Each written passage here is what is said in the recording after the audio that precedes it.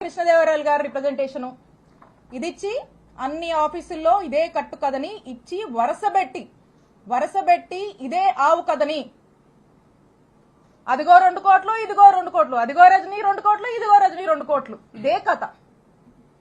ఇదే కథని వరుసబెట్టి ప్రచారంలోకి తీసుకొచ్చి దీన్ని పెట్టి ఏం చేస్తారు? ఇక్కడ నుంచి మొదలు పెడితే ఇక్కడ పోలీస్ స్టేషన్ల దగ్గర నుంచి మొదలు పెడితే పీక్స్ కి తీసుకెళ్లారు. మొదలు పెడితే డీజీపీ గారికి కంప్లైంట్ ఇస్తారు, హోమ్ మినిస్టర్ కి ఇస్తారు, విజిలెన్స్ అంటారు, సిఐడి అంటారు, ఏసీబీ అంటారు. ఈ అన్నిటికీ కంప్లైంట్లు ఇస్తారు. ఇచ్చినప్పుడల్లా వార్త రాయిస్తారు. 10 నెలల నుంచి ఇదే కథ. ఆఖరికి దీన్ని ఏ లెవెల్ కి దీంట్లో మళ్ళీ ఎలివేషన్ కూడా. ఈ కథనే ఓ కట్టు కదా, ఈ కథలో మళ్ళీ ఎలివేషన్స్ కూడా. 17A కోసం గవర్నర్ కి ఏదో పర్మిషన్ పెట్టానని వాళ్లే మళ్ళీ పేపర్లో రాయిస్తారు. ఒకసారి ఆలోచించండి.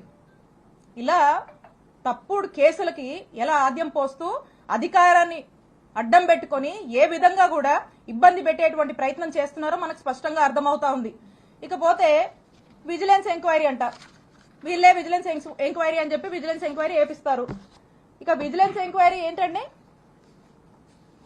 విజిలెన్స్ ఎంక్వైరీ మీరు చూస్తే వైజాగ్ లో ఒక ఎమ్మెల్సీ గారు ఉన్నారు, దువ్వవరపు రామారావు గారు. వారు తెలుగుదేశం పార్టీ ఎమ్మెల్సీ. ఒక రకంగా చెప్పాలంటే పచ్చకండువా వేసుకున్నటువంటి ఎమ్మెల్సీ గారు. వారి కొడుకు నాగశ్రవణ్ గారు ఇక్కడ ఉన్నటువంటి గుంటూరు జిల్లా ఎస్పీ గారు. అంటే ఆ ఎస్పీ గారు వాళ్ళ ఫాదర్ టీడీపీ ఎమ్మెల్సీ.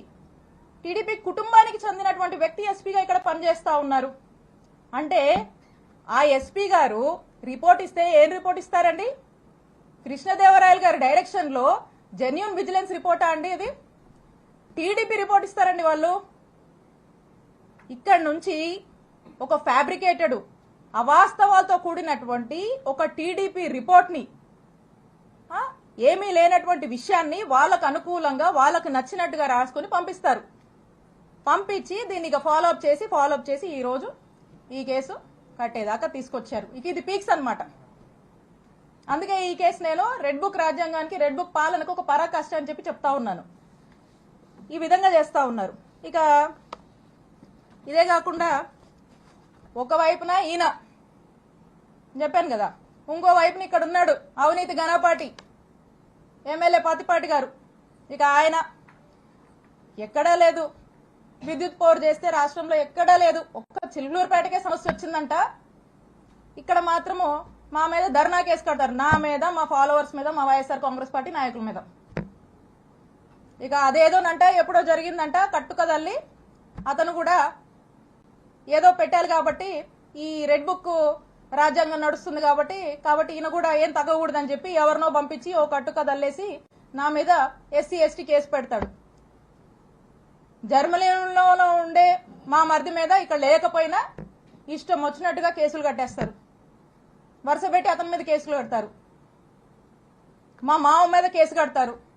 నచ్చినట్టుగా ఏదన్నా పెట్టుకోవచ్చు కంటెంట్. కేసులు కడతారు. దారిలో ప్రయాణం చేస్తుంటే కార్లు అద్దాలు పగలగొట్టిస్తారు, కారు పగలగొట్టిస్తారు, ఉన్న వాళ్ళతో హత్యాయత్నానికి ప్రయత్నిస్తారు. ఇలా వరుస పెట్టి ఈ విధంగా ఇబ్బంది పెడతానే ఉంటారు. ఎప్పుడు చూడు మాటలు ఏదో అవినీతి అంటారు. చేసే వాళ్ళకే వస్తాయో మాటలు. పొద్దుకులు ఎవరికి వస్తాయి? ఎవరు ఏం చేస్తే అదే వస్తుంది వాళ్ళకి. ఆయన అదే చేస్తాడు కాబట్టి పొద్దున్న లేస్తే ఆయన చేసే పాలన ఏమి ఉండదు. కాబట్టి ఆ నోటి వెంట వచ్చే మాటలే అవి. ఏం చేస్తారో అదే వస్తుంది.